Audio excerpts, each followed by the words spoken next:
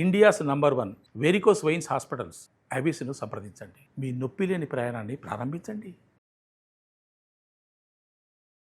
నమస్కారం, మీరు చూస్తున్న సుమన్ టీవీ. నేను మీ కీర్తి. నాతో పాటు ప్రముఖ ఆస్ట్రాలజర్ బ్రహ్మశ్రీ నందిబట్ల శ్రీహరి శర్మ గురుగారు ఉన్నారు. నమస్తే గురుగారు. వాగర్థావివ సంపృక్తౌ వాగర్థ ప్రతిపత్తయే జగతః పితరౌ వందే పార్వతీ పరమేశ్వరౌ. ఆదిత్యాయ చ సోమాయ మంగళాయ బుధాయ చ గురు శుక్ర శనిభ్యశ్చ రాహవే కేతవే నమః. శృంగేరి జగద్గురు పీఠాధిపతులకి, కంచి పీఠాధిపతులకి నమస్కారములు తెలియజేసుకుంటూ కార్యక్రమాన్ని ప్రారంభిద్దాం. గురుగారు, వరలక్ష్మి వ్రత పూజ విధానానికి సంబంధించి అనేక ధర్మ సందేహాలు మనం వీడియోల ద్వారా నిర్వృత్తి చేస్తున్నాం. అందులో భాగంగా అమ్మవారికి ఎలాంటి రంగు చీర ధరించాలి, మనం అంటే పూజ చేసే వాళ్ళము ఎలాంటి రంగు చీరని వేసుకోవాలి, నైవేద్యాలు ఏం పెట్టాలి, పూజలో మనం ఉపయోగించే పువ్వులు ఏ పువ్వులై ఉండాలి, ఖచ్చితంగా ఈ పువ్వులు ఉంటే బాగుంటుంది అని చెప్పుకోదగ్గవి ఏవైనా ఉన్నాయా, ఇలాంటి విషయాలు ఈ వీడియో ద్వారా తెలుసుకుందాం.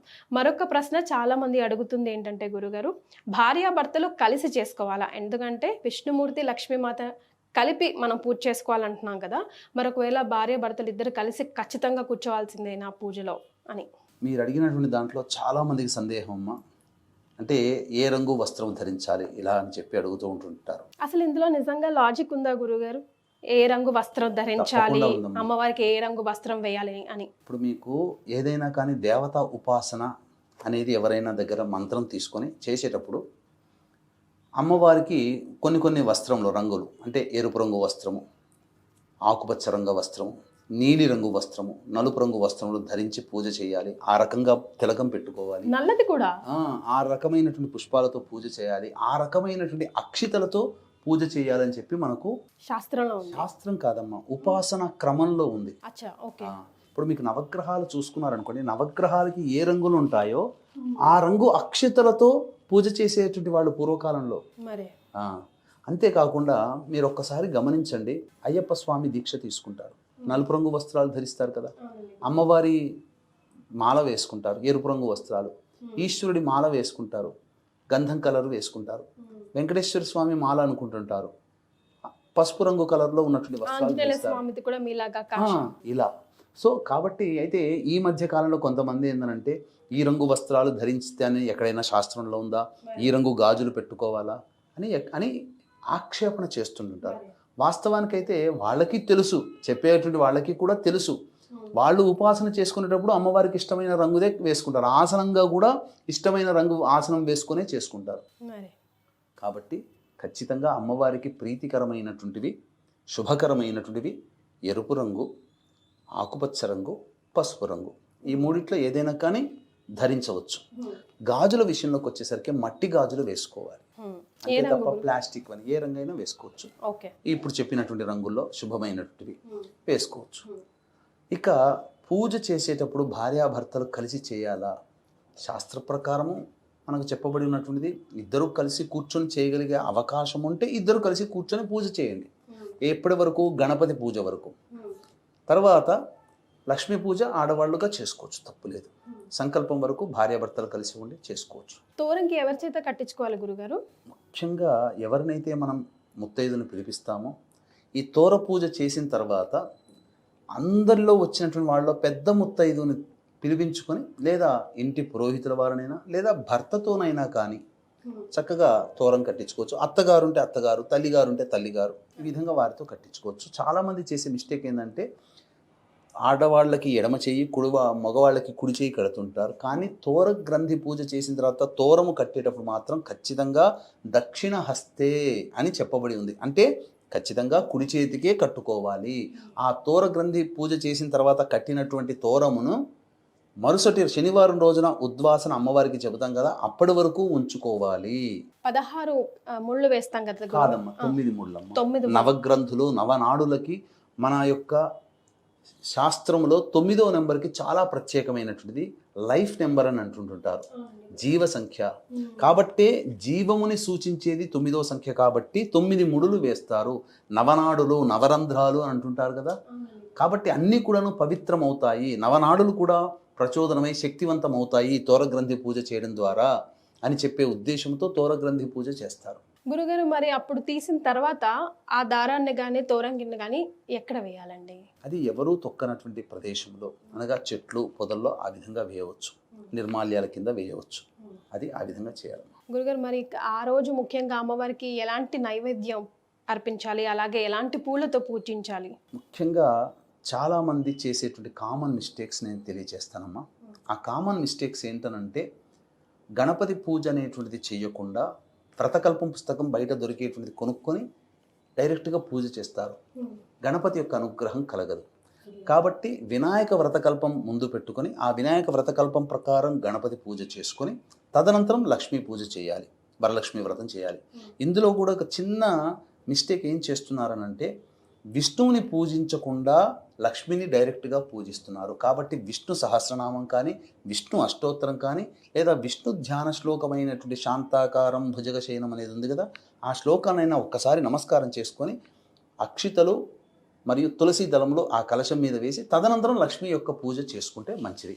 ఇక తరువాత ప్రాణప్రతిష్ఠ దగ్గరికి వచ్చేసరికి చాలామంది పుస్తకంలో ప్రాణప్రతిష్ఠ ఉద్వాసన మంత్రములు ఉండవు, వాళ్ళు కావాలనే ప్రింట్ చేయరు. కాబట్టి చక్కగా కలశంలో అమ్మవారిని ఆవాహన చేసిన తర్వాత మనం ఒక వీడియో చేసాం జయగారి ఇంట్లో, చక్కగా ఆ వీడియో ఆ షోడశ లక్ష్మి యొక్క దేవత ఆవాహనకు సంబంధించినటువంటి వీడియో ఉంది. ఆ వీడియోని చక్కగా చూసుకుంటూ కేవలం మీకు వ్రతకల్పం పుస్తకాల్లో లక్ష్మీ ఆవాహన ఒక్క అమ్మవారి శ్లోకమే, కానీ మనం ప్రత్యేకంగా చేసిన వీడియోలో 16 లక్ష్మీ దేవతల యొక్క ఆవాహన ఉంది. ఆ వీడియోని పెట్టుకొని అమ్మవారిని కలశంలో ఆవాహన చేసిన తర్వాత ప్రాణప్రతిష్ఠ చేయాలి. 2 తమలపాకులు పట్టుకొని ఆ విధంగా కలశం మీద ఆనిచ్చి ఓం అసునీతే పునరస్మా సుచక్షః పునః ప్రాణమిహనో దేహి భోగం జోక్పస్యేమ సూర్యముచ్చరన్ తమనమతే మృణయా ఆనః స్వస్తి అమృతం వైహి ప్రాణ అమృతమాపహ ప్రాణ నేవయధాస్థానముపహ్వయతే అని చెప్పి లక్ష్మీదేవతాయ నమః స్థిరో భవ వరదో భవ అని చెప్పి 4 అక్షితలు ఆ కలశం మీద వేస్తే అమ్మవారు స్థిరంగా ఉంటుంది. తర్వాత పూజంతా అయిన తర్వాత శనివారం నాడు కాలకృత్యాదులన్నీ తీర్చుకొని ఉదయం 8 గంటల తర్వాత అప్పుడు అమ్మవారిని ఉద్వాసన చెప్పేటప్పుడు పంచోపచార విధానంగా మళ్ళీ ఆవాహన చేయడం, అభిషేకం చేయడం, తర్వాత అర్చన చేయడం, నైవేద్యం పెట్టడం, హారతి ఇవ్వడం చేసి పంచోపచార విధానంగా చేసి అప్పుడు అమ్మవారిని ఉద్వాసన చెబుతూ ఉద్వాసన మంత్రం కూడా ఉంటుంది. ఓం 4 అక్షితలు చేతిలో తీసుకొని యజ్ఞేన యజ్ఞమయజంత దేవాః తాని ధర్మాణి ప్రథమాన్యాసన్ తే హనాకం మహిమానః సచంతే యత్ర పూర్వే సాధ్యాః సంతి దేవాః శ్రీ వరలక్ష్మీదేవతాయై నమః యథాస్థానం ప్రవేశయామి శోభనార్థే క్షేమాయ పునరా ఆగమనాయ చ అని ఒక అక్షితలు వేసి అమ్మవారి నమస్కారం చేసుకుంటే అమ్మవారు ఎంత సంతోషంగా మన ఇంటికి వచ్చిందో, మన ఇంట్లో సిరులు స్థిరంగా ఉండాలని ఆశీర్వదించి సుఖభోగాలు అనుగ్రహించి అంతే సంతోషంతో మన ఇంట్లోంచి వెళ్ళిపోతుంది. మరి ఎలాంటి పూలని మనం ఉపయోగించాలి గురుగారు? తప్పకుండానమ్మా, ఈ యొక్క అమ్మవారికి సంబంధించినటువంటి పూజ చేసేటువంటి విధానాలలో మనము కొన్ని నియమాలు తెలుసుకుందాం. అలాగే నైవేద్యాలు కూడా మీరు అడిగారు, చెప్పలేదు కాబట్టి నైవేద్యాల గురించి కూడా తెలుసుకుందాం. వీక్షించేటువంటి ప్రేక్షకులకి గమనిక, ఈ యొక్క 8వ తారీఖు రోజున వరలక్ష్మి వ్రతం ప్రతి మహిళ తప్పకుండా ఆచరిస్తుంది, ప్రతి యువతి ఆచరిస్తుంది. కానీ అందరికీ ఒక ఆలోచన ఏంటంటే ఎంతో చేసుకున్నాం కానీ ఎక్కడో చోట చిన్న లోపం జరుగుతుంది కదా, అమ్మవారి అనుగ్రహం సంపూర్ణంగా కలిగితే బాగుండు, హోమం చేసుకుంటే బాగుండు కదా, ఎందుకంటే హోమంతోనే పరిపూర్ణత. కాబట్టి ఈ యొక్క లోపాన్ని కూడా సవరించేందుకోసమై మన పీఠం ఆధ్వర్యంలో 8వ తారీఖు రోజున రాత్రి 9 గంటలకి లక్ష్మీ మూలమంత్ర సంపుటిత లక్ష్మీ సూక్త హోమము, అలాగే దశమహావిద్యల్లో లక్ష్మీ స్వరూపము కమలాత్మిక కాబట్టి కమలాత్మిక హోమము, షోడశ లక్ష్మీ హవనము, అలాగే మేష మిథున కర్కాటక సింహ కన్య వృశ్చిక ధనుసు కుంభమీన రాశిలో జన్మించిన వారికి సర్వదోష నివారణ పూజల హోమాలు అనేటువంటివి సశాస్త్రీయంగా జరిపించడం జరుగుతుంది. ఈ కార్యక్రమంలో పాల్గొనడం అనగా గోత్రనామాదులు నమోదు చేసుకోవడం ద్వారా పిల్లలకి విద్య, వివాహ సమస్యలు, దాంపత్య సమస్యలు, అలాగే సంతాన సమస్యలు, అనారోగ్య సమస్యలు, ముఖ్యంగా రుణబాధలు, ఆర్థిక బాధలు తొలగి సుఖశాంతులతో ఉంటారు. ఈ అమ్మవారికి ఇష్టమైనటువంటి తామర పూసమాల మీకు పూజ చేసి ఇవ్వడం జరుగుతుంది. కేవలం 41 మందికి మాత్రమే అవకాశం అండి. ఆ 8వ తారీఖు ఈ వీడియో చూసిన తర్వాత 8వ తారీఖు సాయంత్రం 6 గంటల లోపల మీరు గోత్రనామాలు నమోదు చేసుకోవచ్చు. అవకాశం ఉన్న వాళ్ళు కార్యక్రమ తదనంతరం కాంటాక్ట్ చేసి పూర్తి వివరాలు తెలుసుకోవచ్చు. ఇక ముఖ్యంగా అమ్మవారికి పూజ చేయదలిచినటువంటి విధానాలలో గనక చూసుకున్నట్లయితేనమ్మా, అమ్మవారికి చక్కగా మందార పుష్పములు అంటే మహాప్రీతి. గురుగారు, ఏ రంగువైనా ఏ రంగువైనా, ఎరుపు మందారం అయితే ఇంకా విశేషం.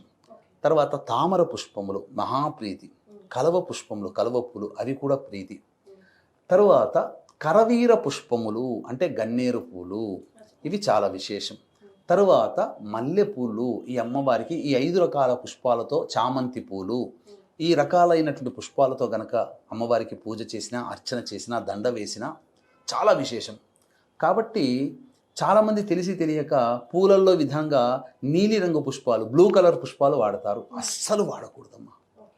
లక్ష్మీ కోసం చేస్తున్నప్పుడు శనిగ్రహాన్ని సూచించే నీలిరంగు పుష్పాలతో చెనక చేస్తే లక్ష్మీ అనుగ్రహం కలగదు. అది జ్యేష్ఠాదేవికి సంకేతం నీలిరంగు. లక్ష్మిని పూజిస్తూ జ్యేష్ఠాదేవితో అర్చన చేస్తే ఎలా లాభం? అది ఆ భావన. తర్వాత అమ్మవారికి పెట్టవలసినటువంటి నైవేద్యాల్లో అమ్మవారికి పెట్టే నైవేద్యాలు 5 రకాలు. ఆవు పాలతో చేసినటువంటి పాయసం, అనగా బియ్యము, ఆవు పాలు, చక్కెర కలిపినటువంటిది. రెండవది పులిహోర, చిత్రాన్నం. మూడవది దధ్యోజనం, పెరుగన్నం కాకుండా పెరుగన్నంలో కాస్త వేయింపు వేసి వేయాలి, పోపు వేసి వేయాలి. తర్వాత బెల్లం పాయసం, తర్వాత నువ్వుల పిండితో చేసిన పులగం. ఈ 5 రకాలైనటువంటి పదార్థాలు అమ్మవారికి చాలా ప్రీతికరం. వాయనం ఇచ్చేటప్పుడు మాత్రం చక్కగా పూర్ణం బూరెలు, భక్ష్యములు ఇవన్నీ ఇవ్వవచ్చు, తప్పులేదు. గురుగారు, ఇప్పుడు నుంచి ఓ 2 నిమిషాల పాటు నేను అడగబోయే ప్రశ్నలు చాలా మందికి ధర్మ సందేహమే, కానీ కొంతమందిని నేను మనసు నొప్పించిన దాన్ని కూడా అవుతానేమో, కానీ మీ సమాధానం చాలా మందికి అవగాహన కల్పిస్తుంది గురుగారు. అంటే వితంతువులు వరలక్ష్మి వ్రతం చేసుకోవచ్చా, చేసుకోకూడదా? ఎవరైనా చేస్తే వాయనం తీసుకోవడానికి వెళ్ళొచ్చా, వెళ్ళకూడదా? ఒకవేళ వెళ్ళాలి అనుకుంటే, ఒకవేళ ఆ ఇంట్లో వాళ్ళే, ఆ ఇంటి ఆడపడుచు, అత్తగారు, అమ్మగారు అయితే కనుక మనం ఖచ్చితంగా నలుగురితో పాటు కూర్చున్నప్పుడు ఇస్తాం కదా గురుగారు. సో అలా ఇచ్చేటప్పుడు వాళ్ళకి వాయనంలో ఏమేమి ద్రవ్యాలు కానీ వస్తువులు కానీ ఇవ్వచ్చు, ఇవ్వకూడదు, ఇలాంటి సందేహాలు ప్రధానంగా మనం గమనించుకుంటే ఈ యొక్క వరలక్ష్మి వ్రత పూజ అనేటువంటిది చారుమతి చేసుకుంది, సుమంగళిగా కుటుంబము సౌఖ్యంగా ఉండాలనే ఉద్దేశంతో. అయితే పూర్వ సువాసినిలో అనేటువంటిది ఇప్పుడు మనం చాలామంది ఎదుర్కొనేటువంటి సందేహం, సమస్య కూడా. అయితే ఈ ఆచారం అనేటువంటిది ఈ మధ్య కాలంలో, అంటే ఒక 100 సంవత్సరాల నుంచి ఎక్కువగా సమాజంలో లోపభూయిష్టంగా చెబుతూ వాళ్ళని పక్కకు పెట్టి వాళ్ళని బాధకి గురి చేస్తూ వాళ్ళ కంటి ముందరనే ఆనందంగా చేసుకునే విధానంగా అట్లాంటి శాడిజంతో తయారైపోతున్నది సమాజం. అంటే ఎవరి కర్మకి ఎవరు బాధ్యులు కదా గురుగారు. ప్రతి మహిళ అమ్మవారి స్వరూపమేనమ్మా. అది తెలియచేయడం కోసమే, ఒరే పిచ్చి వాళ్ళారా, ప్రతి మహిళ నా స్వరూపమే, ఆమెకి కలిగే పుట్టిన దారభ్యత శిశువుగా ఉన్నప్పటి నుంచి మరణించేంత వరకు కూడా ఆమె ఏ స్థితి పొందుతుందో ఆ స్థితులన్నీ నావేరా అని చెప్పి దశమహావిద్యల్లో చూపించిందే. దశమహావిద్యల్లో వితంతు రూపంగా కొలిచేటువంటి దేవత ధూమవతి. మరి ధూమవతి స్వరూపాన్ని కూడా అమ్మవారు వ్యక్తపరిచింది కదా. అంటే వితంతు స్వరూపం కూడా నేనే అని చెప్పింది కదా. మరి అటువంటి వితంతుని పూజకి పనికి రాకుండా ఏదో గడ్డి పరకలాగా పక్కకు పెడితే ఎలా? కాబట్టి ఇక్కడ ప్రధానంగా వితంతువులు కూడా చేసుకోవచ్చు, వ్రతం చేసుకోవచ్చు. కాకపోతే కలశయుక్తంగా కాకుండా చిత్రపటాన్ని పెట్టుకొని అష్టోత్తర పూజ, నైవేద్యము ఇలా చేసుకోవచ్చమ్మా, తప్పు లేదు. వాళ్ళు వాయనం ఇవ్వాలి, వితంతులు చేసుకున్న వాయనం ఇవ్వాలి సుమంగిళ్ళకి, ఎందుకంటే నాకు ఎట్లాగో ఆ యోగం లేదు, వాళ్ళకన్నా నేను ఇవ్వాలి అనే ఆలోచన ఉంటుంది కదా. అటువంటప్పుడు ఆ వాయనంకి ఇచ్చేటువంటి పదార్థాలు ఏవైతే మనం చెప్పుకున్నామో ఆ వాయన పదార్థాలన్నీ కూడా అమ్మవారి ముందు పెట్టి తీసుకోండమ్మా అని చెప్తే చాలు. వాళ్ళు సాక్షాత్తు లక్ష్మీదేవియే ఇస్తున్నట్టుగా. ఇక్కడ ఒక స్త్రీ ఇంకొక స్త్రీమూర్తికి ఇస్తుంది, సుమంగళి ఇంకొక సుమంగళికి ఇస్తుంది.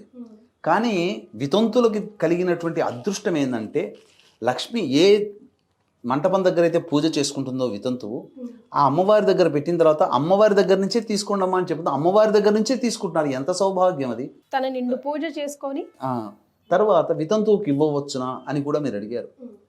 ఆ సుమంగళిలో ఇప్పుడు ఇంట్లో తల్లిగారు ఉంటారమ్మా, కనిపించినటువంటి తల్లి, ఆమె కూడా స్వరూపమే కదా, ఒకప్పుడు చేసుకుంది కదా. ఒక్క కారణం చేత అమ్మని దూరం పెట్టుకుంటామా, అత్తని దూరం పెట్టుకుంటామా? కాబట్టి దేవుడి కలశం ముందరో, చిత్రపటం ముందరో, దేవుని మంటపం ముందరనో ఆమెకి పెట్టి అమ్మకి ఇస్తున్నట్టుగా భావనతో, అమ్మ తీసుకోమ్మా, నువ్వే లక్ష్మీదేవి ఇస్తుందమ్మా, నేను ఎక్కడమ్మా అని చెప్పిస్తే వితంతు చక్కగా చేసుకుంటుంది కదా. సత్యనారాయణ స్వామి వ్రతం ఏదైతే ఉందో వితంతువులు కూడా చేసుకున్న సందర్భాలు ఉన్నాయి. ముఖ్యంగా ఈశ్వరాభిషేకము అనేటువంటిది ఆడవాళ్ళు చేయకూడదు అని అంటారు. మరి రావణాసుడి తల్లి కైకసి చేసుకుంది కదా. అక్కమాంబ గుహలు శ్రీశైలం వెళ్ళినప్పుడు చక్కగా చేసుకుంటారు కదా. ఆమె ఏం వివాహం చేసుకోలేదే. కాబట్టి తప్పకుండా అంటే ఇక్కడ వివాహం చేసుకొని వితంతువుగా మారితే అది దోషము, వివాహం చేసుకోకుండా బ్రహ్మచారిణిగా ఉన్నా కూడా దోషమే కదా ఒక రకంగా ఆలోచిస్తే. మరి ఇవన్నీ కాదు కదా. కాబట్టి ఖచ్చితంగా చేసుకోవడం తప్పులేదు, వాళ్ళని బాధ పెట్టకూడదు. ప్రేమ ఆప్యాయతతో ఉండండి. ఇప్పుడు చాలామంది వితంతువులు అనేటువంటి విషయంలోకి వచ్చేసరికి భర్త ద్వారా ఆ వివాహం చేసుకున్న సందర్భంలో మెట్టెలు పుస్తెలు మాత్రమే వస్తాయి. చిన్నప్పటి నుంచి బొట్టు పెట్టుకుందిగా, చిన్నప్పటి నుంచి చక్కగా అలంకరించుకుంది కదా, మంచి మంచి డ్రెస్సులు వేసుకుంది కదా. పట్టు పరికిణలు పూర్వకాలంలో ఇప్పుడు మంచిగా డ్రెస్సులు వేసుకుంటున్నారు, మంచిగా పూలు పెట్టుకున్నారు కదా.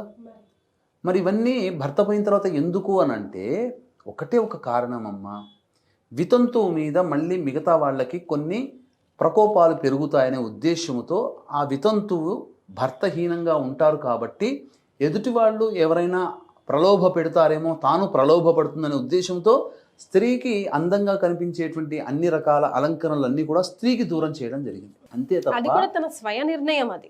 అంతే తప్ప ఎక్కడా కూడా చెప్పబడలేదమ్మా. అంతేగాని పూలు గాజులు అవన్నీ భర్త కంటే ముందు వచ్చే సుమంగళిగా ఉండకూడదని అంతవరకే తప్ప బొట్టు పెట్టుకోవచ్చు, తప్పేమీ లేదు. అవకాశం ఉంటే పూలు ధరించకూడదు అన్నప్పుడు పూలు ధరించకుండా ఉంటే సరిపోయాయి. ఎందుకంటే గత స్మృతులు వచ్చి బాధకు గురవుతారేమో అనే ఉద్దేశం కూడా కాబోలు.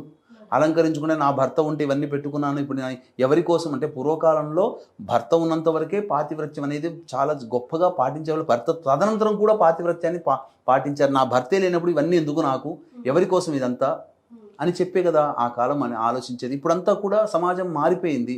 ఎవరికి వాళ్ళు అప్పట్లో ఆధారపడి జీవించేటువంటి వాళ్ళు కాబట్టి పెద్దవాళ్ళు పెట్టినటువంటి నిర్ణయాల్ని తూచా తప్పకుండా పాటించారు. ఇప్పుడు ఎవరి మీద ఆధారపడాల్సినటువంటి అవసరం లేదు జీవితాల్లో. కాబట్టి ఎవరి ఇష్టానుసారం ప్రవర్తిస్తున్నారు. కాకపోతే ఈ వితంతులకు సంబంధించినటువంటి అష్టోత్తర విధానంగా పూజ చేసుకోవచ్చు. వాయనం ఇవ్వదలిచిన, వాయనం తీసుకోదలిచిన అమ్మవారి దగ్గర పెట్టింది వితంతువులు తీసుకోవచ్చు, అమ్మవారి దగ్గర పెట్టిన వితంతువు పెట్టింది సుమంగళులు తీసుకోవచ్చు. అమ్మవారి కంటే పెద్ద మెత్తది ఇంకెవరు ఉంటారమ్మా? ఆమె ఇస్తున్నట్టుగా భావన చేసి తీసుకోవచ్చు, ఆమె ఇస్తున్నటువంటి భావన చేసినట్టుగా ఇవ్వవచ్చు. గురుగారు, అందరికీ కూడా ఆ రోజు పురోహితుల వారు అవైలబుల్లో ఉండకపోవచ్చు కదా. సో ఎవరికి వారే ఇంట్లో చేసుకుంటాం, ఎంత తోచితే అంత, ఆచారం ప్రకారం పద్ధతుల ప్రకారం ఎలా వస్తే అలాగా, అంతే పుణ్య ఫలితం వస్తుందా అన్నది ఒక ప్రశ్న. అందుకనేనమ్మా ఇక్కడ విధి విధానంగా పుస్తకాన్ని పట్టుకొని కనుక వెళ్ళగలిగితే 2 తప్పులు ఉంటాయని చెప్పాను. ప్రాణప్రతిష్ఠ, ఉద్వాసన, ఇవి 2 దాంట్లో మంత్రాలు లేవు. గణపతి పూజ ఈ 3 భక్తిగా కేవలం పుస్తకాన్ని ఫాలో అవుతే ఈ 3 దోషాలు ఉంటాయి. అందుకని దీన్ని సవరించడం కోసమే అందరికీ పురోహితుల అవకాశం అవైలబుల్లో ఉండరు. కాబట్టి మనం వీడియో చేసాం చక్కగా అమ్మవారి పూజా విధానం ఎలా చేయాలో ఆ విధానాన్ని దగ్గర పెట్టుకొని చక్కగా దాన్ని అనుసరించి చేసుకోమని చెప్పండి. ఆ విధంగా చేసుకుంటే సంపూర్ణమైన ఫలితాన్ని పొందుతారు. చాలా సంతోషం గురుగారు, ధన్యవాదాలు. సర్వం శ్రీ ఉమామహేశ్వర పరబ్రహ్మార్పణమస్తు.